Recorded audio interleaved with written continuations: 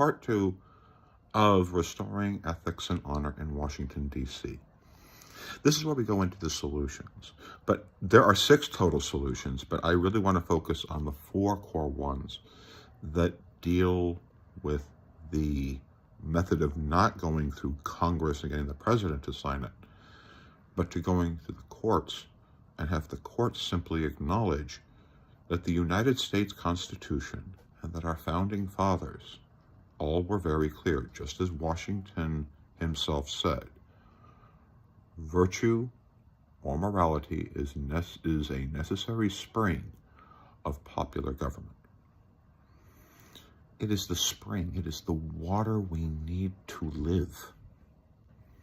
Literally, to have virtue and honor in D.C. Our founding fathers wanted Washington, D.C. to be the great debating society. The problem was, over time, is that we had these core issues, like, for example, slavery, that had immoral people need to crush moral people. And the truth is, an immoral person, if left under rules of law up against a totally moral person, the immoral person will likely win. And the reason why that is basic. Because the moral person will try to stay inside of their ethics and their morality, where the immoral person will simply shoot the moral person. And the moral person will be dead, and the immoral person will be alive, and therefore the immoral person wins the argument. That's the ugly truth of history. Now, the only way that changes is when the masses demand ethics and morality, and in many ways we have. As a matter of fact, that's what Lock Her Up was all about. Lock her up, or lock him up, is all about the very simple truth that we all know, and that Trump obviously understood it. He understood it because he was so much ingrained into it. And what he was willing to say is lock her up. And so people were able to vent their anger at this absolute immorality that we saw. The immorality, at least with me, began, not even began, but the highest level to me was the Iraq War. And that was the Cheneys. And this is actually where I opened my eyes a lot.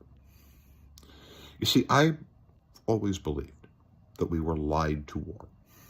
And that attorney Alberto Gonzalez wrote a legal memo to seek the legal justification for torture, and for that to be done on a worldwide basis by a nation that believes in ethics and morality would accept torture, even to the point where the Hamdi case, which was an American citizen who got tied up into radical Islamic ideologies that had him at some point take a missionary trip to Afghanistan, and he ended up in Guantanamo Bay, Cuba, where he was tortured.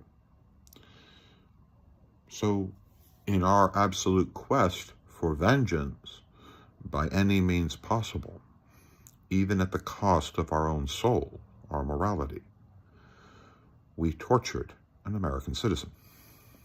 We put an American citizen in Guantanamo Bay, Cuba, and defied all of his rights just because, for some bizarre reason, he just got tied up in extremist religious ideology. But that should never have denied him his constitutional rights. Just because he made a stupid decision doesn't mean that he loses his rights. And I got very angry for a very long time at the Cheney family and at Alberto Gonzalez. And then came January 6th. And Liz Cheney showed incredible moral courage. She could have kept following Donald Trump easily. She was already obediently following Donald Trump before that. 90-some-odd% success rate in supporting all of Trump's policies in her voting record. But because she stood up against him, that was it. So That to me took like courage. In part, that courage that I believed that she had was because she was agreeing with me. But that's later became something different. You see, I read this thing called the 2006 DOJ memo, and I was trying to find out about how it is that a convicted felon is allowed to hold public office in violation of what clearly is the impeachment clause, which says that high crimes and misdemeanors are supposed to get you removed from office. This was extremely confusing.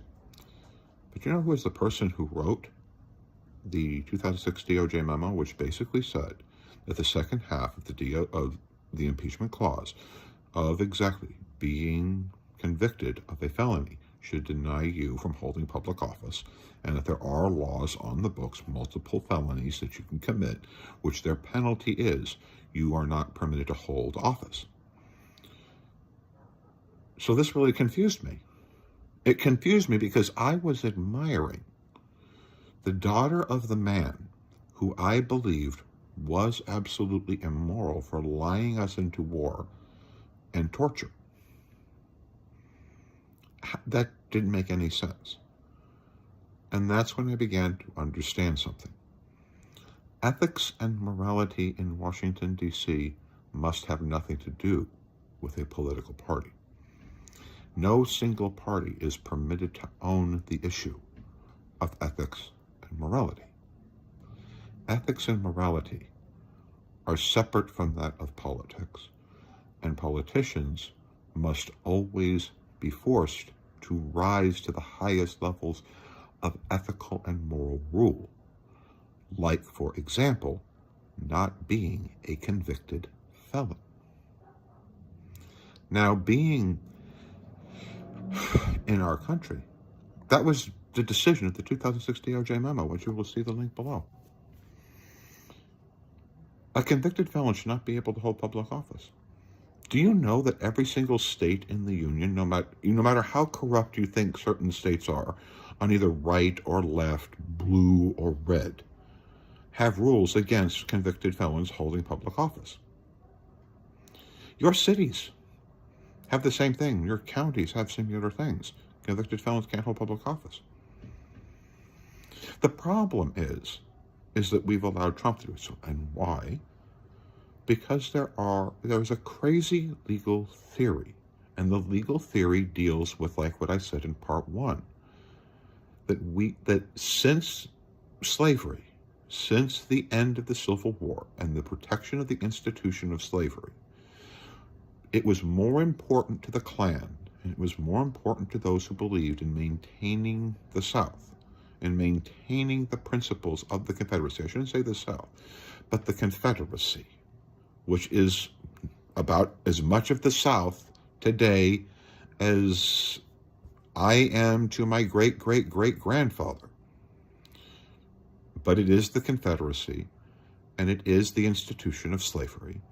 And if you're wanting to maintain the institution of slavery, you must have completely immoral leaders willing to permit lynchings, willing to permit racism of any type, all the racist stuff that occurred throughout Separate but Equal. All of that stuff that happened was all based on maintaining the institution of slavery, because the institution of slavery was simple. Black people and minorities are less than human. In short, racism.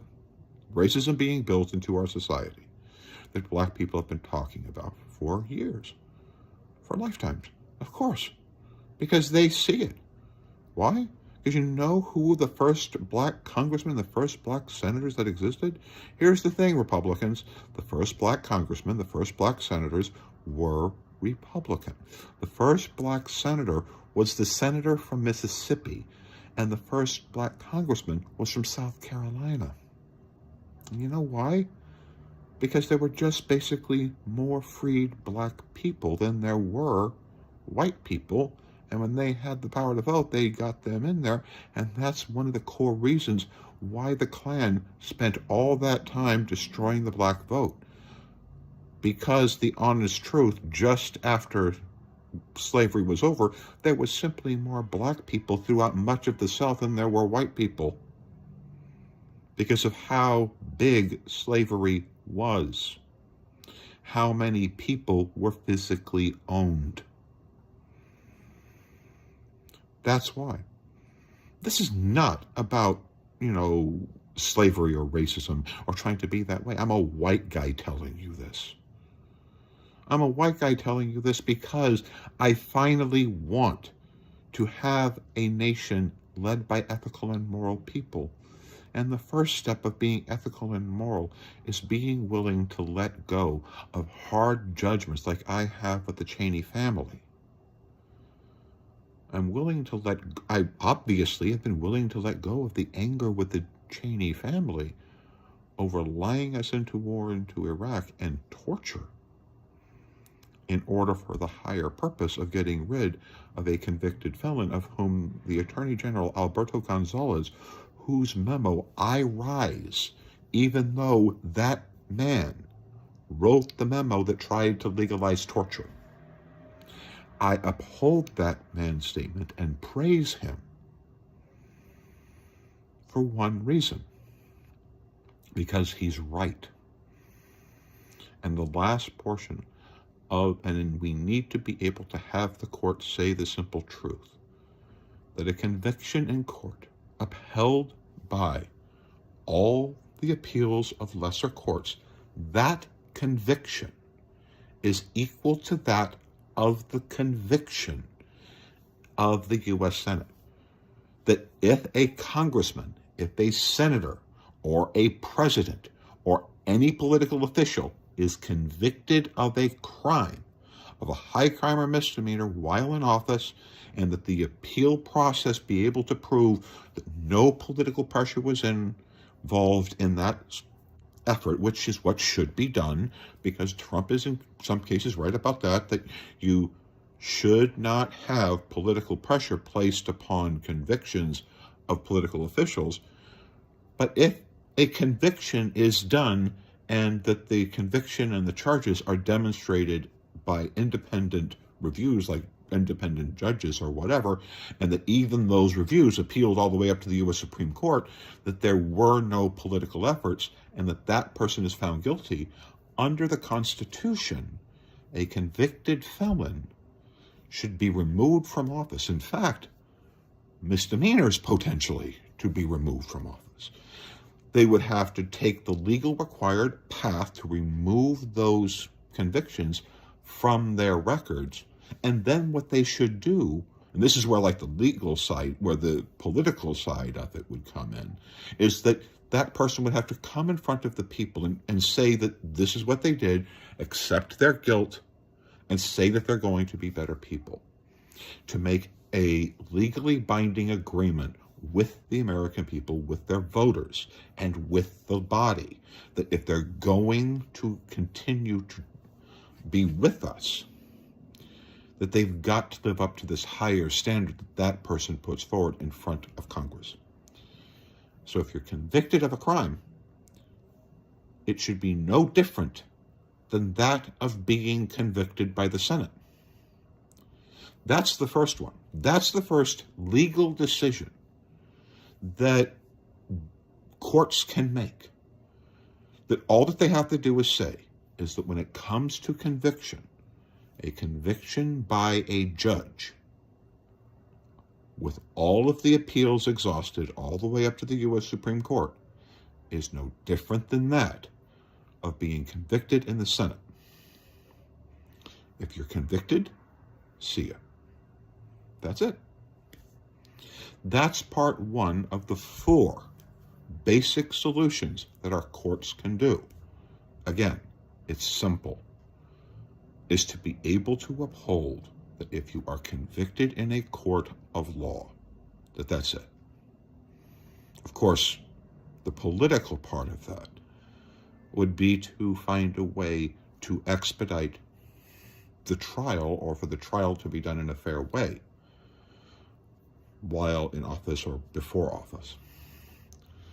But if you are convicted, you should be removed. because Article 2, Section 4 is explicitly clear.